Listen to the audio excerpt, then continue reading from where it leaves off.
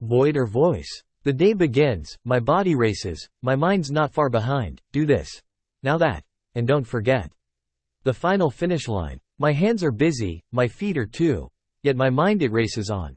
Yesterday's problems, concerns of today, no time to linger long.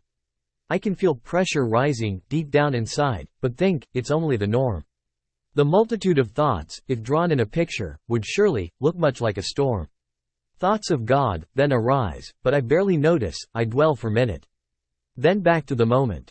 Do this, do that, what if, then what? Again it comes. A simple thought of God above, my hands then stop, my feet do too. My mind it turns to God in love. O Lord, my God, is that you calling? Softly calling me? Is that your voice of love I hear? Drawing me to thee? I love you too, and need you so. I turn my eyes to you, such perfection and power I see. Yes. I know, Lord God, you're ever true.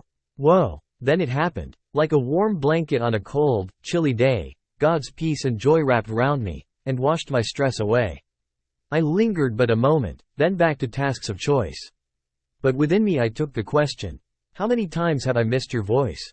How many times, in the storms of my mind, as unanswered questions abounded, did I fail to hear your still small voice, as your mighty presence surrounded? I've heard since a child, that all people have, a built-in void deep inside, designed by, and only filled by their Creator, the place where God is to abide. Is it simply a void, or is there much more? Is the void resting close to God's voice? The voice of God calling us in His great love, reminding us always that we have a choice? We know God calls sinners His mercy to find. Yes, we know that God fills that void, but what of the walk that goes on from there, as life's other voids are peace robbed? The void of unanswered questions, of loved ones that we have lost, the void of good health or provision, the void of peace on our job.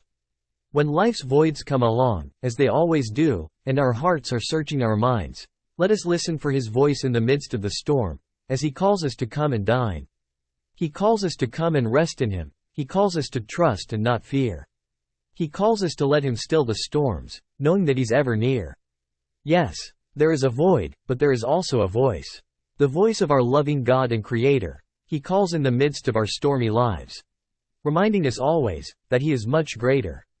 By Pamela Culbreath, February 15, 2014.